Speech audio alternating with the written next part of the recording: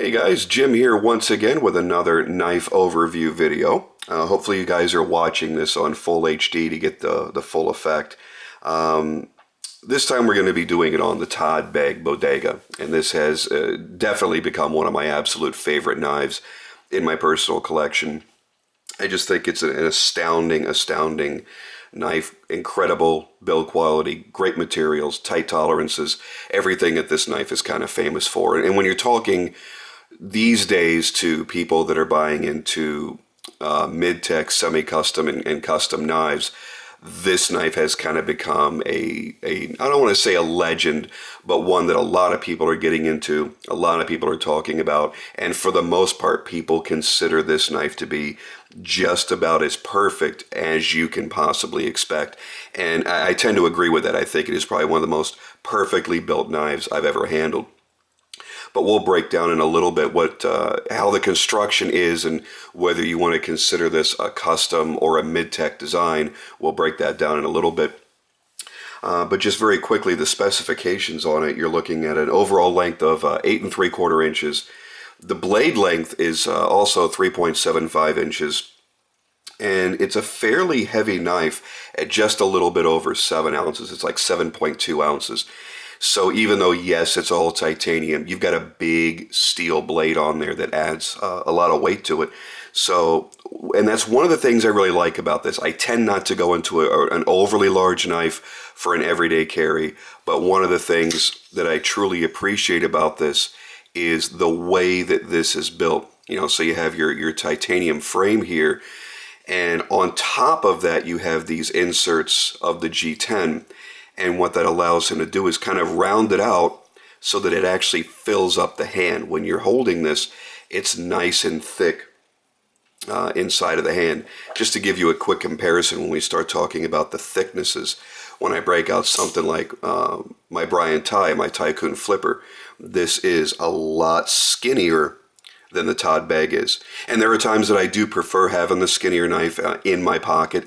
It's not that big of a deal because I really don't ever carry anything else in the pocket that I carry my knife in, but I certainly do appreciate the way that this fills the hand when I'm holding it. It's very comfortable, and I feel like I'm never going to lose any kind of grip on that at all. So we'll kind of get that out of the way for right now. Let's give you a quick size comparison to maybe more common knives that you might be familiar with. Kind of a standard, the Chris Reeve series, the Umnumzon. I won't bother to bring out the Sebenza right now. We all know the Umnumzon is just a teeny tiny touch bigger than a large Sebenza. So when you break it down, the overall folded size is almost identical. But again, you see the height of this knife is a lot greater than that of the Chris Reeve. When we get these open, you start seeing even more difference. Let's see if I can get these lined up just right. Now you start seeing how much bigger the Bodega really is. It's got a nice size blade. The length of it is going to make the whole knife larger overall. It's definitely got a deeper belly to the blade. It's a thicker blade. And its height, and I do believe, if I'm not mistaken, yeah, it looks like the blade stock is considerably thicker as well. So overall, it is a bigger knife. It will feel like a bigger knife, and it will carry like a bigger knife for certain when you're carrying it. Now, here are the reasons why I felt I had to own one. Number one was the scarcity. Like I said, when I began searching for one, you couldn't find one. Literally could not find one anywhere. And for those of you that have sought out certain knives through custom knife manufacturers, you know that more so than not, when you contact them directly through their websites via email and have conversations with them, you tend to hear either really dramatically long wait times, or you hear the dreaded, "my books are closed," which means they're not going to be taking any orders for the foreseeable future. So that was kind of what I assumed with Todd Begg because of how difficult it seemed to get a hold of one of these knives. I wanted one of these, I wanted a glimpse, and it just seemed like you couldn't find any. So I kind of just waited patiently and didn't really see too many pop up for individual sale either. People that buy these tend to keep them, at least for a while from what I've seen, and maybe I've just missed a whole bunch of people selling theirs. I don't know. So I was biding my time one night, 2, 3 o'clock in the morning. I'm on the web, come across Arizona Custom Knives, one that I stop by pretty much every week to make sure I'm not missing anything great. And this popped up by itself, no other Todd Beggs, just this one. And I really didn't even think about it. I just pulled the trigger on it, bought it, had it overnight shipped, paid all the extra money to get the overnight shipping and everything. And the very next day, they uploaded the carbon fiber version, and they uploaded a lightning strike carbon fiber. So I kind of, cringed a little bit going, oh, geez, if I only would have known, I would have bought one of those. But I was just happy enough to be able to get one, even though it was the G10 model. Now, what ended up being kind of a cool thing is I have still never seen another red G10. Todd does not have red listed on his listings on his website for 2012 or for 2013 orders. I have not seen one photographed anywhere. I've used every search engine that I could, have not seen one anywhere else. Now, I'm not saying this is the only one that was manufactured, and I don't believe that it is, but it's so scarce that I've yet to see another one or heard anybody talking about another one. Orange is popular, the black is popular, the green black, the green yellow, but I just haven't seen this one. So I'm actually kind of glad that this is the one that popped up first, because I've ended up with something that I'm not going to see a lot of other people have. I tend to buy more exotic or an upper level of something that I'm buying, so I normally would not have gone for a G10. I would have gone for one of the upper level inserts, but I'm very happy with what I've got. And it's a unique look. I like, the dark gray of the titanium in contrast to this burgundy type of red that he used on this one. Now, the backstory, as I understand it, through Arizona Custom Knives, is they went to, a USN gathering in October of 2012. That's where this was, directly from Todd Begg. They bought it. They didn't say if there were more than one or just that one, but they bought it there, put it up for sale, and that's how I grabbed mine. The reason why everybody seems to want this knife is really because of the deployment. When you flip this, it's almost impossible for you to flip it only partially open and not get it to lock. There's a very, very strong detent in there, and just the overall ergonomics, how the flipper has been placed as opposed to the actual blade itself, it's so easy to rock. Again, the size of it I'm certain helps as well, the weight of the blade. But no matter how you flip it, even going against the weight of the blade, it still flips perfectly. And you've got to love that sound when you hear that open. It's just that solid ka-chunk, it's like closing the door on a Mercedes. You can tell the quality audibly, which sounds kind of weird, but you know that to be true. There's certain things you'll hear it, again, like closing the door on a Mercedes. You hear that very specific thunk that door has, and you realize it's a high quality door, if there's such a thing as a low quality door to compare it to. So this was the real reason I bought it, was the overall construction. I found it to be a cool futuristic look, but I love the fact that the entire knife is assembled just with these screws that go along the back and curve around. There are no other screws holding this together. So you have your pivot screw and the screws back here. Now, not only that, but when you get into the complex construction of this, the entire lock bar assembly, which is this piece here, you see how it's actually broken up in the frame, and you might be wondering why is it like that. It's not just a cool little design that he did. This whole section here, all you do is unscrew this, take it apart, and you can replace the lock bar should you have the knife long enough that you actually start wearing down the face. Obviously, it's going to be, you're not really going to have too much of an issue with that. It is carbonized, so I really wouldn't worry about that too very much. But the option is there. It's an ingenious way of doing it. And some other companies are starting to do similar types of things, like where you can just replace the end of the lock bar. Here, he's actually making it where you can replace the whole thing. The custom touches on this are what really did it for me, what justified the expense. Now, when you buy from Todd Begg directly, and this is the funny part, again, they were just impossible to find. Had I bothered to contact them, I would have realized the weight wasn't too bad. When I finally reached out to them recently, it was after I purchased this, and I wanted to get something, another version custom made for me. And they're like, oh yeah, well when we have the particular scale that you're interested, if we have it in stock like right now, it's only about a week or two. And my jaw almost hit the floor because I paid an extra couple $100 by buying this through a dealer. So when you buy from Todd Begg directly, if you get either one of the G10 options or the Linen Micarta, you're only going to pay $8.50. Now I say only, yeah, I realize that's still a lot of money for a pocket knife, but bear with me when you hear what I actually paid. So you would pay $8.50 for that. When you go into the carbon fiber would run you $9.50, and the Lightning Strike carbon fiber would run you another $100, bringing it up to $10.50. So until you start getting into something a lot more exotic and one-off, those are the three price points that you'd be at to get into one of the bodegas. Now what I paid was $1,100.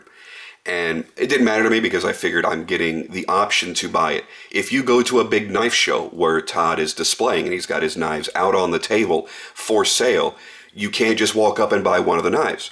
You walk up, say, okay, I'd like this, kind sir. And he's going to hand you a piece of paper. And it's going to have a number on it. Because at the end of the show, you're going to be part of a lottery. And if your number is drawn, that then gives you the ability to be able to purchase a knife from him, because the supply is nowhere near what the demand is. So I just felt very fortunate to be able to get it. So when we get into the construction and the details of this thing, this is why I fell in love with it. When you look at what he calls the cracked ice finish, which they're doing here on the pivot plate, it is textured. You do feel it. It's not just a really cool look, but it's actually a texture that you can feel. The backspacer, obviously done in titanium as well, that's done in the cracked ice finish. Beautiful touch there. The pocket clip, done in the cracked ice finish. Now they don't just do the back of the backspacer, but if you look when you get inside, it's also finished on the interior of the knife as well. A custom touch that really doesn't need to be done. Not a lot of people are actually going to be looking down into the frame of their knife, but you know what? It's a nice thing that they actually do that. So we get to the pocket clip, another thing that I love, the shape of it, very cool. It's a fairly deep pocket carry, only a little bit of it's going to be sticking out, just enough for you to be able to grab a hold of and be able to yank it out of your pocket easily. But I love the shape of it. I love the fact they put this ball bearing on here. And the ball bearing is not just about looks. It really is going to be functional. It's going to allow you to slide this knife in and out of your pocket a lot more easily. Tremendously easier than a lot of the other pocket clips that I have that work on just very, very high tension. As you'll notice, this is actually completely level with the construction of the knife. He's using standoffs to attach the pocket clip instead of just simply drilling a clip into a frame and bending it in a way where it's bent down and then has a little flip up to enter your pocket. I think it's just, again, another nice way of manufacturing the knife. I love the cutouts. It's the little things that can really make it for you sometimes. The blood groove, if you want to call it that, going through the blade with the holes going through it. Is it necessary? No. Does it look cool? Hell yes. The way it's been constructed with just the screws back here, another sign that shows you that this was a very, very methodically developed knife. They put a lot of thought into the manufacturing of it. And that's where we're going to get to talking about whether you want to call this a custom, a mid-tech, whatever else. Technically, it is not a quote-unquote custom. A custom would be something like this, like my Unihard 2. This was completely manufactured by hand. Everything on this knife was completely manufactured by hand. So when we talk about custom versus semi-custom or mid-tech, however you want to name it, this was a CNC built knife, period. Now what people don't take into account is the incredible amount of work that goes into the designing of the knife, the programming of the CNC machine to be able to do this. It's not like you're just going to sit down and key in, 5 numbers and it's going to just magically spit out a complete knife.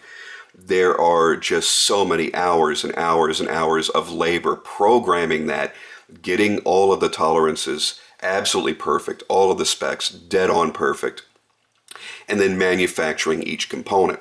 And then the hand assembly does come in play. Then after each component has been milled out, has been manufactured, there is going to be a degree, I'm very certain, of hand fitting, just to make all the parts jive together the way that they need to. But then everything else, of course, is then hand assembled. The cracked ice finish, all the components that have that, that's done by hand. The inlay of the G10, also again done by hand. So there's still a lot of handwork that goes into it, but you can't call it a full custom because it's not completely hand built. Does that take anything away from it? Is that a detractor? To me, no. When you look at the tolerances that were followed to create this knife, the perfection that has come out of it, and perfection really is not an exaggeration when describing this knife. It is flawless. It is about as perfect as you could ever expect a knife to be. When you spend $1,000 on a knife in the custom world, you expect a certain degree of perfection, and that's precisely what you're going to get here. So don't let the fact that there's a lot of CNC work detract away from the overall value of the knife or the pride of ownership, because you're certainly getting a lot of that anytime that you pick this up. And people will ogle it. It is an ooh and ah kind of knife. Again, look at the overall assembly of this.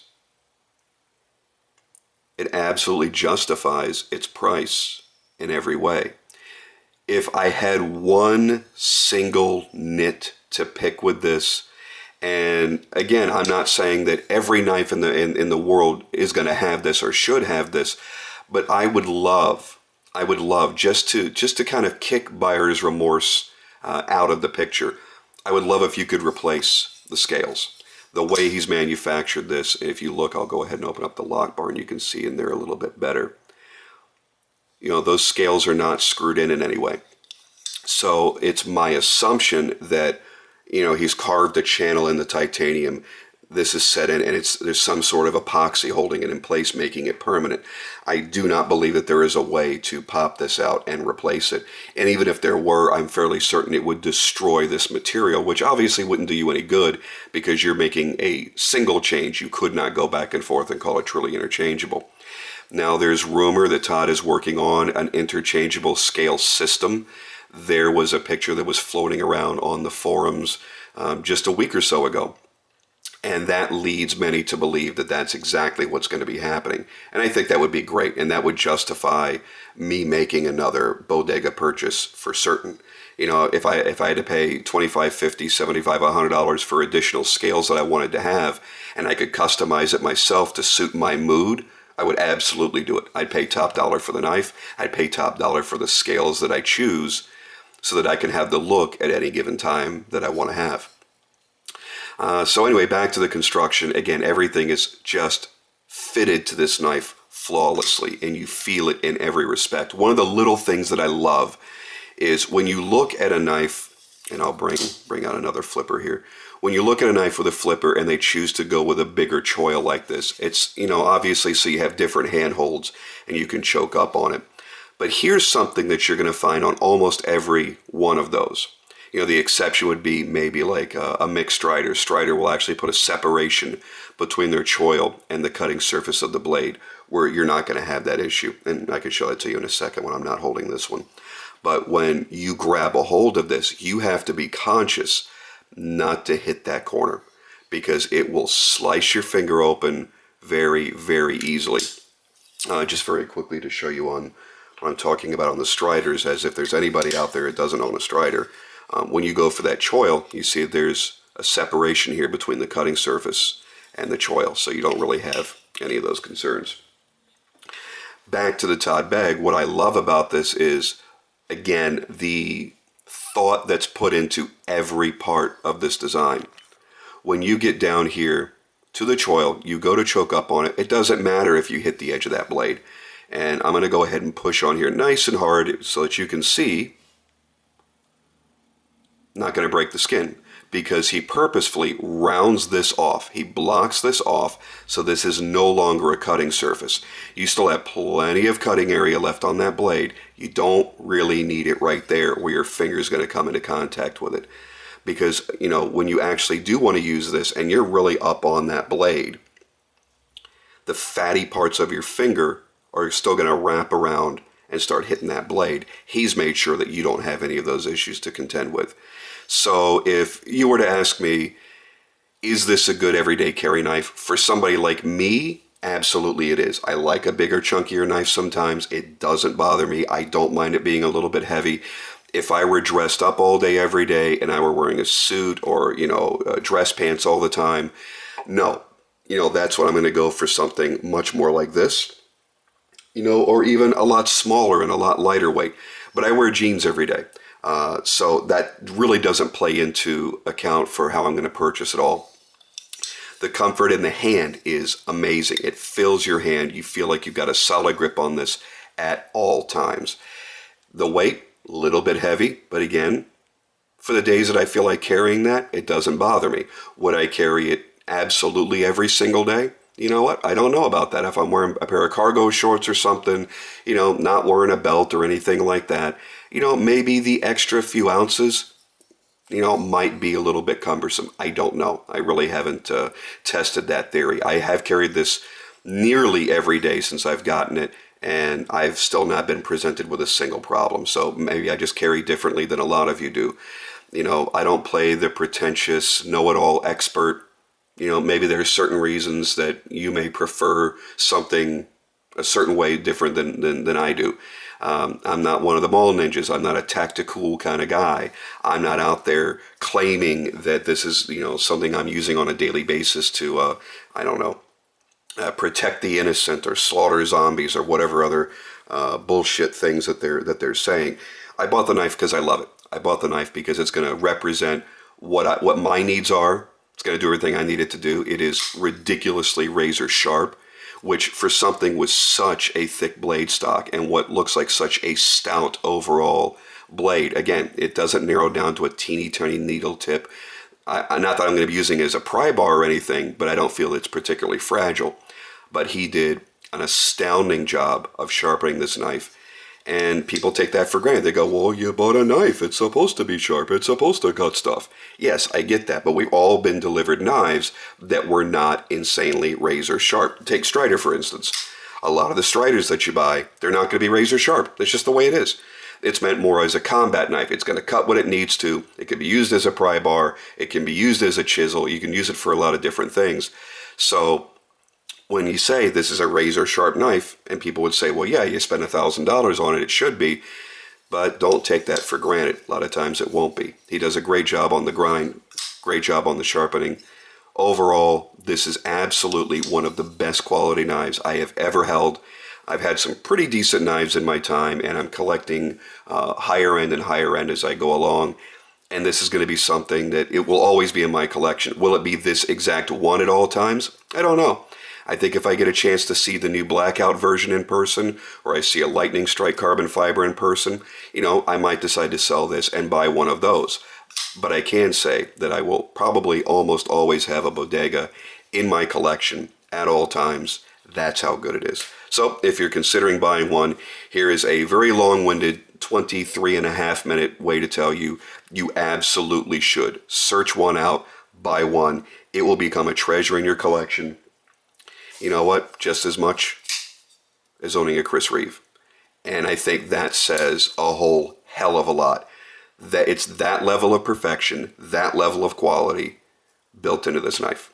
So anyway, there you go. That's my little dissertation, almost 24 minutes long. Sorry it ran so long, but I hope you enjoyed it. If you have any questions, just leave me some comments and I'll do my best to answer them. Thanks for watching.